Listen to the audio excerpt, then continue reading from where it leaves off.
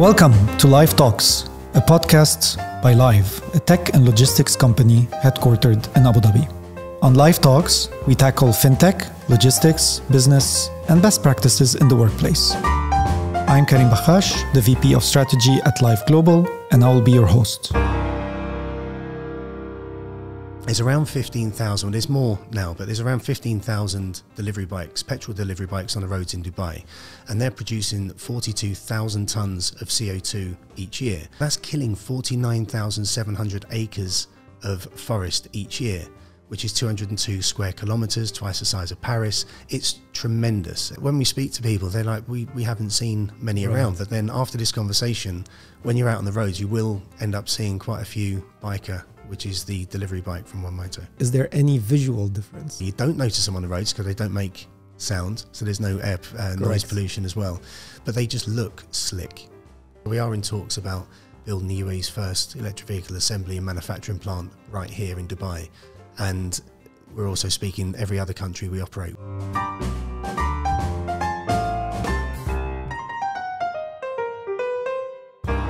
Welcome to a new episode of Lyve Talks. Today, our topic is sustainability in last mile delivery operations. My guest is Adam Ridgway, the CEO of One Moto. Welcome, Adam. Thank you so much for having me. It's great to be here. It's a great setup. Thank you. Maybe you can start with giving us a very brief intro about yourself. Yeah, so I founded One Moto back in 2016. It was a bit of a side project. I identified a bit of a problem or a potential opportunity in the last mile. And I had a car that I wanted to get converted to electric, and I went to 3 different garages, and the 3 that said yes, they can do it, the 3 unfortunately failed. And as I walked out of a garage, I just saw this spectrum of petrol motorcycles, all beaten up, battered and bruised.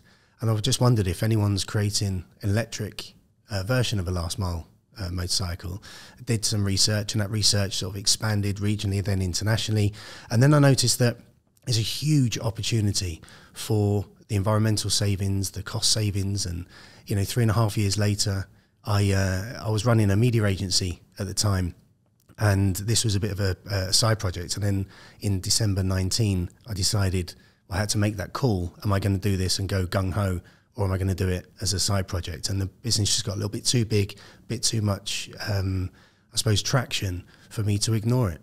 That's a big shift from media to electric motorcycles. It is. It's a huge shift. But the nice thing is, after 12 years of running a business or a series of businesses in Dubai, you learn so much. And I'd like to say, unfortunately, but there's so many mistakes that I made that then applying the positives and the learnings and the wisdom to a new business allows it to be, and very, very different business, allows you to almost look from the outside, but the structural integrity of the business and the foundations are solid. So yeah, it is a big shift, or it was. Well, great to have you on the show. Just to give it a bit of context for the listeners, right? Sustainability is a very big topic lately. I mean, we hear it all the time on the news. We know in Dubai there's a very big push on the sustainability. His Highness, Sheikh Mohammed has put a lot of big objectives for Dubai, for the UAE in terms of sustainability. Obviously, when you talk about sustainability, there's different things that comes to mind. Obviously, the first one is environmental. There's also the economic aspect of it, the social aspect of it. It's not only about environment as people think. While still it is the biggest driver. And then, when you look at what's happening in the streets, you can see that there's starting to be a shift to electric cars.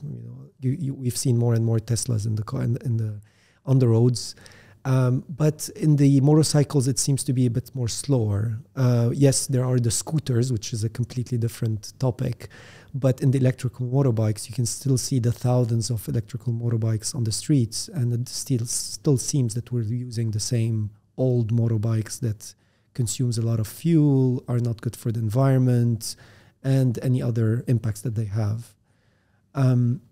So now that we are in this environment, do you feel that there's now a switch that's happening in Dubai slowly in the UAE? There is, yeah. If you just going back to what you said about sustainability, it's a prism of synonyms. Like is it just about the environment or sustainability? Is it about the actual sustainability of that business?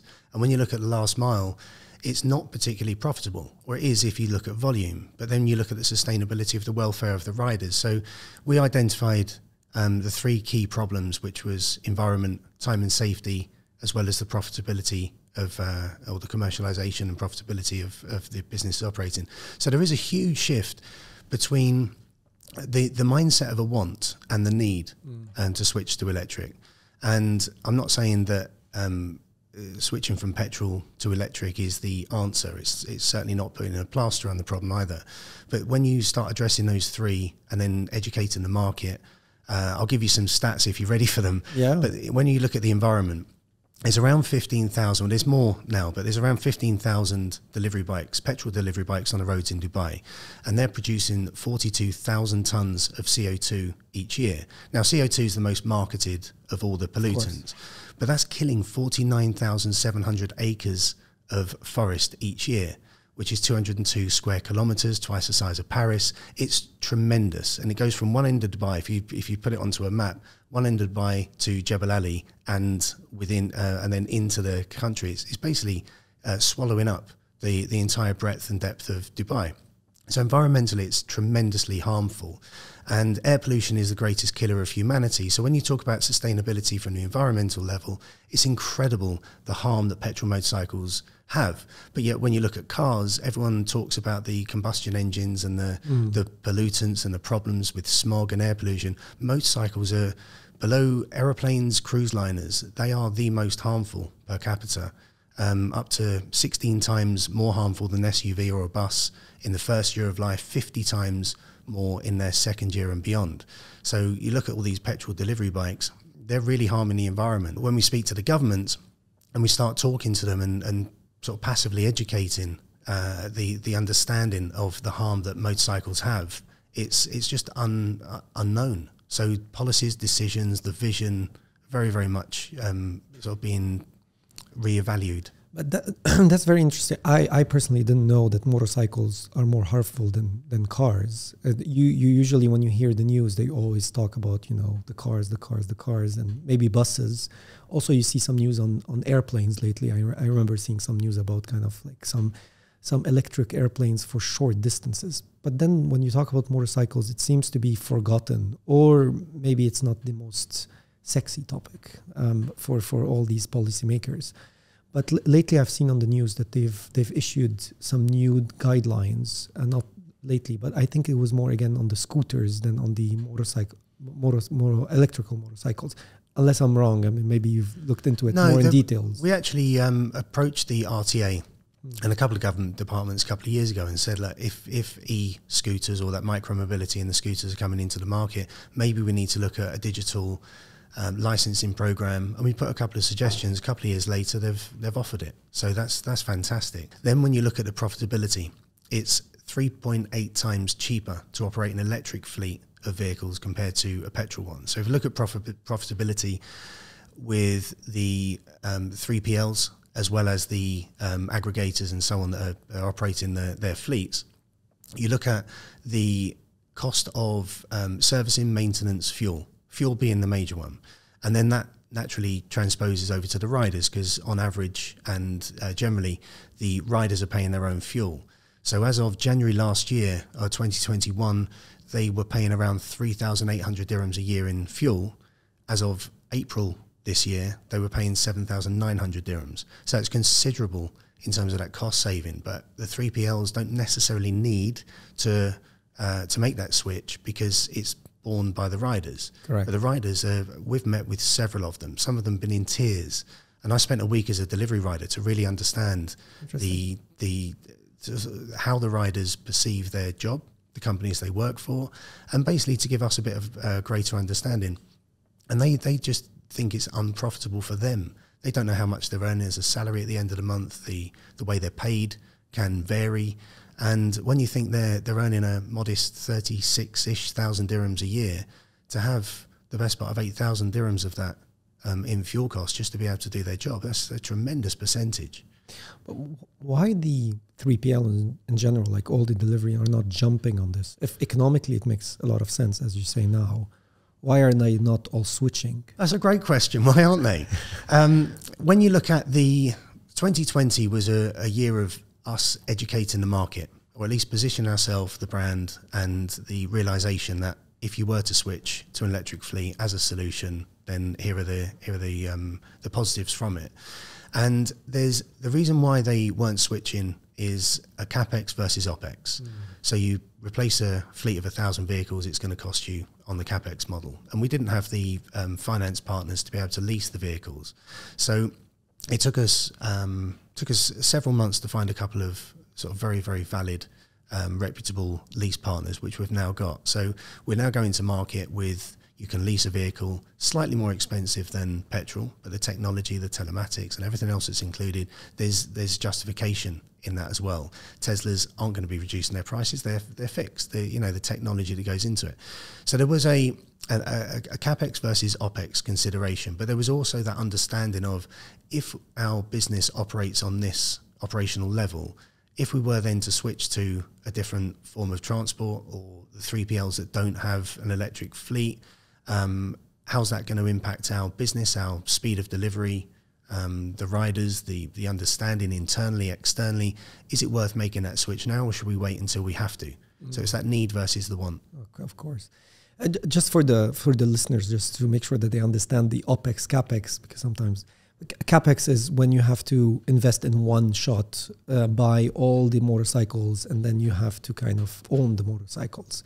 And then you bear the whole cost on one shot, and then there's the maintenance. While OPEX is as if you lease a car. So you just pay every month a fixed amount, and then you get to get the motorcycle. And then it includes, some places it includes maintenance, sometimes it doesn't, depending on the model. But in your case, I'm not sure what model are you going to be using. Does it include the maintenance, or would be something separate? Absolutely. So yeah, maintenance isn't really an ongoing need, but they are motor vehicles, and they will need some level of service and maintenance over time, changing the brakes and the tyres and so on.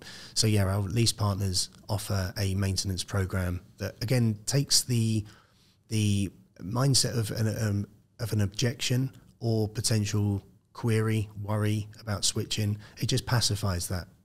So now with this switch, and I fully understand the model at the beginning, CAPEX looks huge for a delivery company to say, oh, let's switch all of those, especially that a lot of those delivery companies, they sometimes lease their motorcycles, or they use third-party companies to get the motorcycles on their fleet. So now that you have this OPEX model, do you see a bigger appetite from the 3PL delivery companies saying, yeah, that's something we want to try or start? Very much, yeah. Last year, so 2021, I'd say the second half was after the education process, building relationships with the 3PLs, aggregators, operators, and the riders themselves, really understanding our vehicles, putting them into the market, having the real data from those customers of, what was that return on investment, which we find is around 5 to 7 months. So from a CAPEX model, 5 to 7 months, and the vehicles are paid for themselves, and, just carry on actually finally generating profit from deliveries. So yeah, that was very much say the end of last year. This year has been more conversations around, if we were to switch, and what does that look like financially? So from an OPEX model, depending on who owns the vehicles, there's so many layers within this realm, particularly in this region, whereas the gig economy in, say, Europe, the delivery riders will own the vehicles. Correct. So we've got that in our operations in the UK and other parts of the world. But with the UAE, the 3PLs, they're looking at, if I was to lease the vehicles, what is that cost saving to me? Now, it's service maintenance, although there is still that lease cost, even if it's exactly the same, the petrol prices or the fuel savings for the riders, there's that switch of, if I do that, that's benefiting the riders. Is that something that's going to benefit me and my company? The answer is not quite. If their focus is on the welfare of riders, the safety, the time, the optimization of the fleets and so on, then that's very, very different mindset, I suppose. I mean, that's the sort of journey we're going on. So there is a lot more uptake now in terms of purchase orders going out, quotes from some of the largest, more visionary operators, from supermarkets, logistics companies, as well as the aggregators. But maybe it's a good news, right? So should we expect to see these on the road very soon? Yeah, this is the great thing. They're already on the roads. Good. And when we speak to people, they're like, we haven't seen many around. But then after this conversation, when you're out on the roads, you will end up seeing quite a few biker, which is the delivery bike from One Moto. How do you know the difference between, is there any visual difference? Absolutely. So the three main petrol bikes at the moment on the roads are Yamaha, Honda and Bajaj. Okay. And they're step-over motorbikes. Correct. Ours are mopeds, so a step-through moped. So they are a different design vehicle, built on they're EC certified, they're registered, they're approved, they're absolutely fantastic. In fact, I invite you to come and take a little ride yourself. But yeah, you'll notice them on the roads because you don't notice them on the roads because they don't make sound, so there's no air noise pollution as well. But they just look slick. Okay, all right. I'll take you on that offer. I should go and try it. Yeah.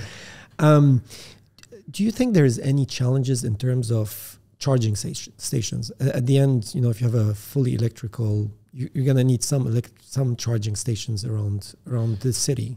Absolutely. We built our business on 5 core values, and that's the environment, technology, experience, convenience and affordability. So when we look at the convenience, that comes with the charging. And we know that historically, looking at EV uptake in terms of cars, there is that consideration of if there aren't charging stations, or I'll wait until there are, then I'll commit. We don't need charging stations because all of our vehicles charge with a 3-pin socket. They all have swappable batteries. So for some of our clients, they want their own swappable battery banks within their facilities or depots. Others, we're working with the government to create a network of swappable charging stations. So it'd be a subscription model, and riders can swap in and out their batteries within a few seconds and carry on going. So there's actually no downtime, which is another one of the profitability cost considerations.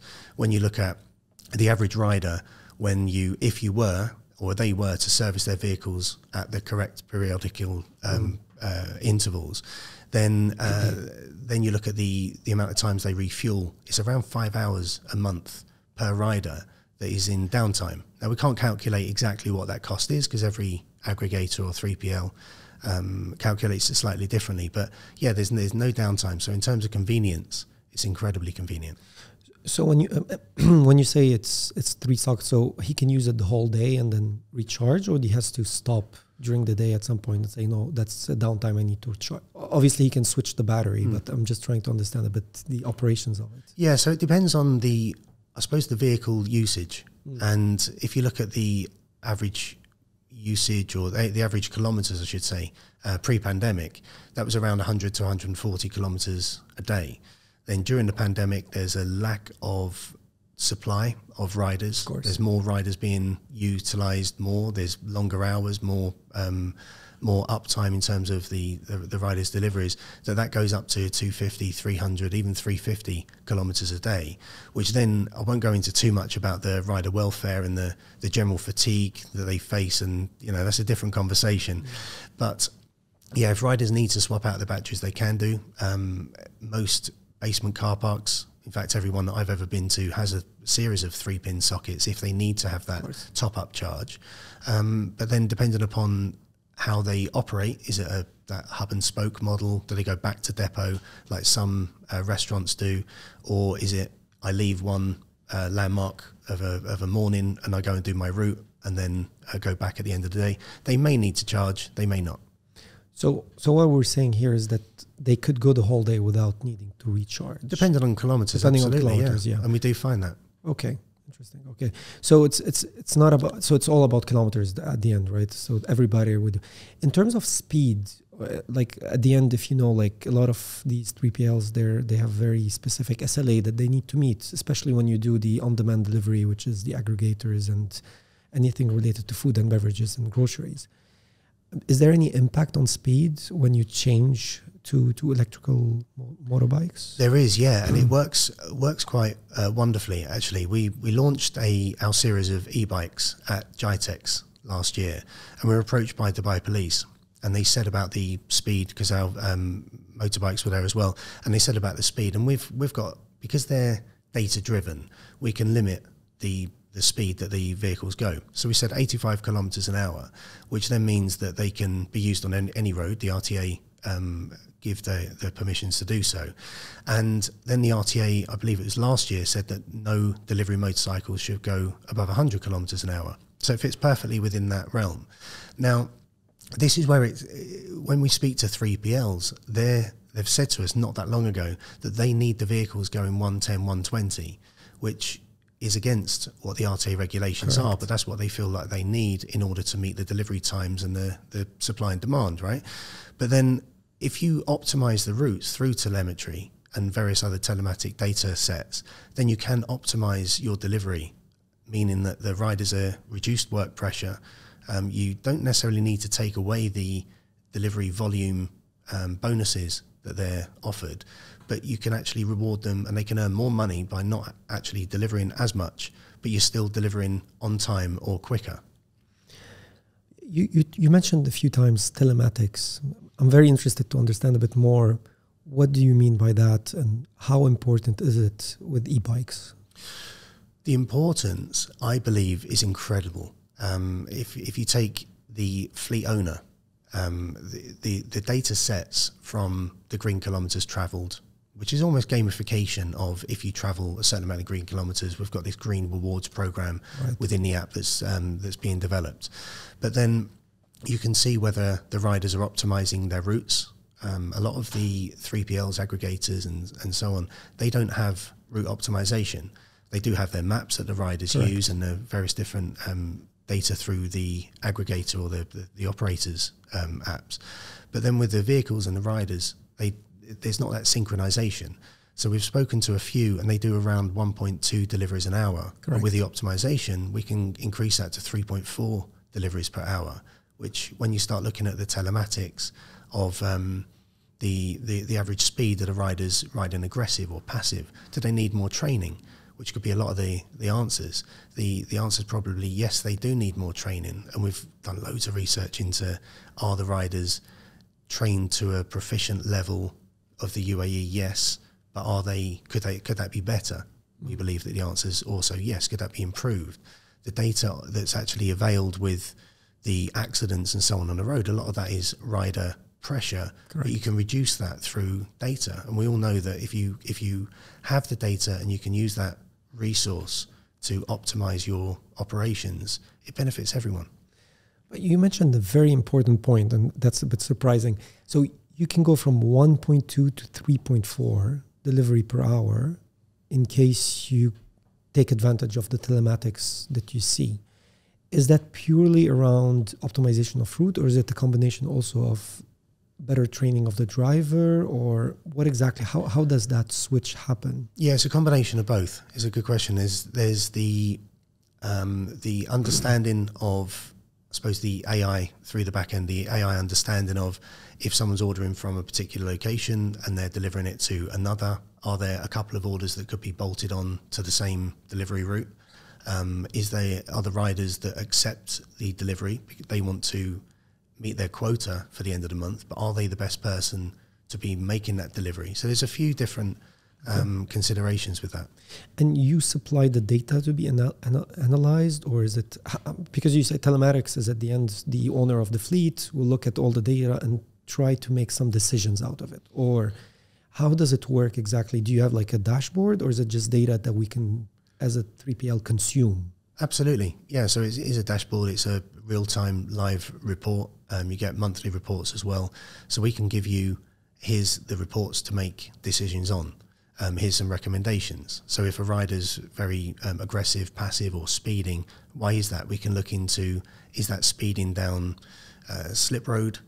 Is that really speeding when it's a slip road where the RTA say it should be 20 kilometers an hour, but if it was 30, is that really speeding to a harmful or potentially harmful level?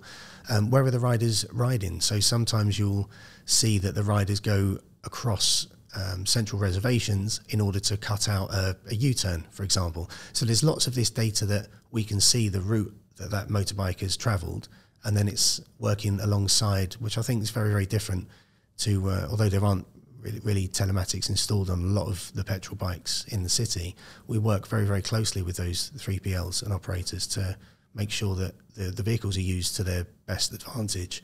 The investment is revealed or availed to the best ROI. It's very interesting because also at Lyve we have delivery management software that we use to manage a fleet of drivers.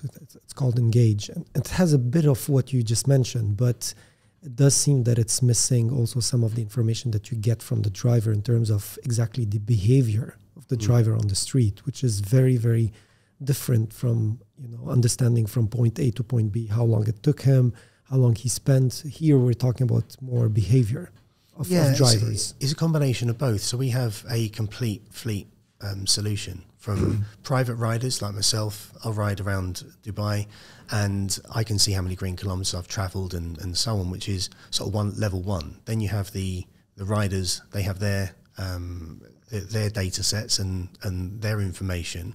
And there's a point scoring as well that if they are riding safe, it then gives the operators or their employers the chance to reward them.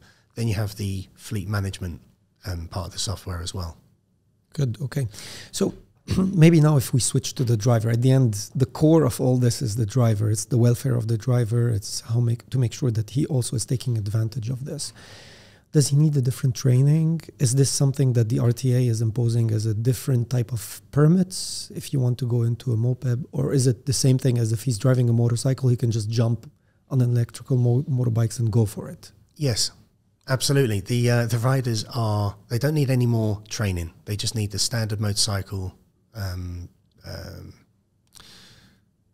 licensing. So the riders don't need any more training. They just need the standard motorcycle license. Now, with the nationalities of the riders in this country, they're used to riding scooters or mopeds from their home countries. Correct. So it's actually, they've grown up on them. Their parents have grown up on them. Grandparents have grown up on them. So actually riding them will be more familiar than a step-over motorcycle. Some of the riders that we've spoken to like that motorcycle to have something between their legs that they're riding along. Others, with those, the longer riding hours that they're doing, which is unfortunately more and more common, they find that there's neck, back and wrist pain because of the riding position. But with the ergonomics of how our vehicles are designed, they're a lot more upright. So over those long distances, they're a lot more comfortable. They feel a lot more at ease with doing those distances. So there's a couple of things there. But they don't need more training, but they are different vehicles. So as One Moto, we pride ourselves in making sure that each rider understands the vehicle, because they're different. When you look at, if you've driven an electric car, you have that linear speed, that torque. Yeah. Well, you do have something very similar with ours because they're an electric vehicle, but we've feathered that speed so it isn't such aggressive sort of takeoff, if you like. But then also we have 3 gears. So if you're in the suburban areas, you'll use 1 gear. If you're on the highways or the open roads, you'll use others. If you're in that inner city, then you might use gear 1. So it reduces the speed, increases the battery life or the kilometers that the rider can travel. One thing that was very interesting for me when I started to see electric cars is, like you said, the sound. So there's no sound. You can't hear an electric car, which caused a bit of issues in big cities, because usually people that walk on the streets can hear a car coming. Now they don't. Do you see a similar problem happening with the electric motorbikes, or how did you tackle that? Because I know, like, it's funny, but when I was once in Europe, they had like this sound that they added to the car. Just you push it so someone can know that you're coming, or else they will never hear you coming. Yeah, we looked at that, and that, again, it's all part of the R&D process, and we've designed an audio signature which is in the key of A minor, 430 megahertz, I believe. So we've actually looked at the psychology of sound and then how to build that within the vehicles. So the startup sound, the same way as if you open up your Mac laptop, it makes a sound, or Netflix makes that chung.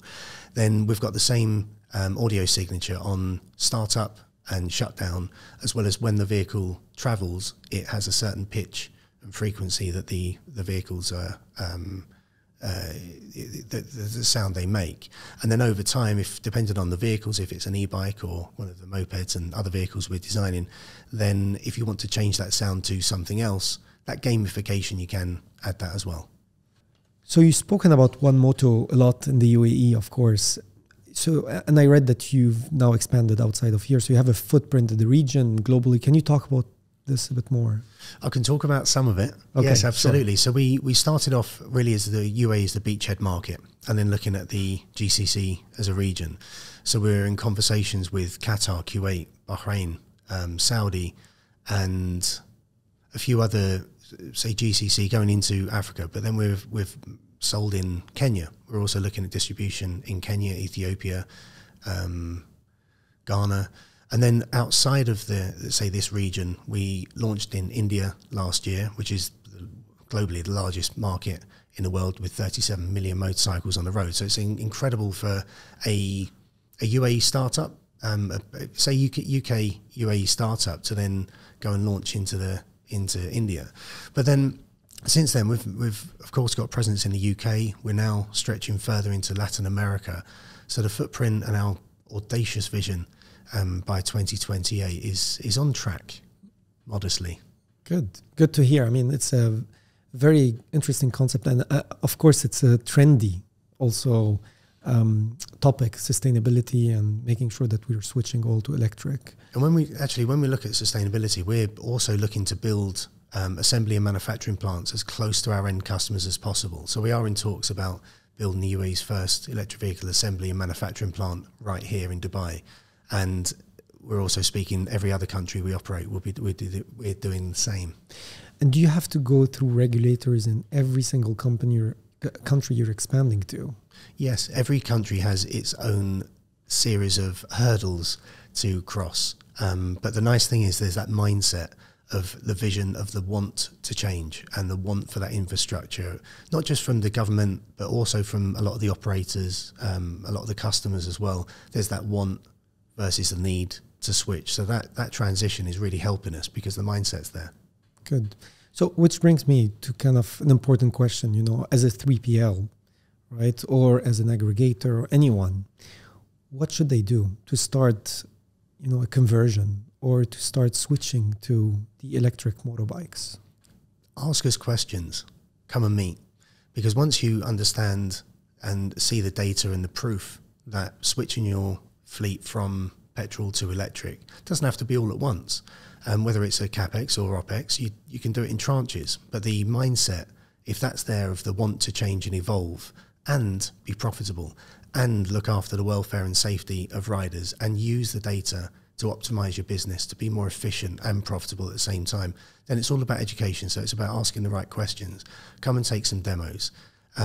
Use the vehicles in exactly the same way you would do with a petrol fleet. Also consider how you optimize your routes. So some of the larger aggregators will have different zones, but by creating micro zones or slightly smaller zones, which I believe you do at Lyve, it then allows you to be a little bit more or a lot more efficient with the deployment of vehicles in those certain areas. So there might also, with that mindset, need to be a change of the optimization internally of the management and the fleet operations. Ask us questions and have it prove to yourself whether it works for your business. And from the conversations you've had or the multiple companies that are trying this, do they usually start with a small pilot or do they commit to a zone, or how does it usually work in terms of concrete step? They come, they ask you questions, they're happy, they want to try it. What's next? Yeah, I suppose it's flip-flopped over the past 12 months because some were just buying the vehicles. They hadn't even seen the vehicles, but they bought them on the premise of looking at the science and the data behind how these vehicles are made. Will that work? And made a decision and purchased them outright. There's others that wanted to do a few days trial just for the riders to get used to them and ask those questions. We've had a couple of weekly and fortnightly trials. So there's been a few of those that we've done. And every single one of them has converted into a sale or within their roadmap, depending upon the year-end financials of when they're going to commit and then what tranches they're going to commit to. So some are replacing their vehicles over the next 2 years, 70%, and it's quite a significant number. So there's going to be more and more vehicles or electric vehicles from One Moto on the roads. That's good to see. I mean, so what do you think is the expectation in the next 5 years? Everyone's going to switch, or we'll still have the motor combustion engine? Great question. I feel in terms of logistics last mile, there'll either be because there's a supply and demand issue when it comes to riders. There's over the past 2 years, there's been more and more 3PLs just popping up. They might have a fleet of 50 vehicles or 100 vehicles or 10. So I think there might be some M&A involved in order to consolidate the supply and demand and make that a little bit more practical and efficient. Then when you look at when the mindset's positive in terms of that switch, and they really start looking at the cost, and based on various different government say policy changes, this legislative changes, then yes, I think that will be more of a switch to electric, because it makes sense. There's no, I can sit here and tell you all day that it makes sense, but just look at the data, try the vehicles out yourselves, show how much it can save you. And we did a simulation for one customer a couple of weeks ago, and they were saving $10 million dirhams a year just by switching to electric. So that's a no-brainer. Thank you, Adam, for being our guest today. Thank you so much for having me. I've really enjoyed myself. Thank you again. And I know it's a very important topic, sustainability. I hope our listeners have enjoyed this episode. You can follow us or find the episode on our website, liveglobal.com, and stay tuned for the next episode. Thank you.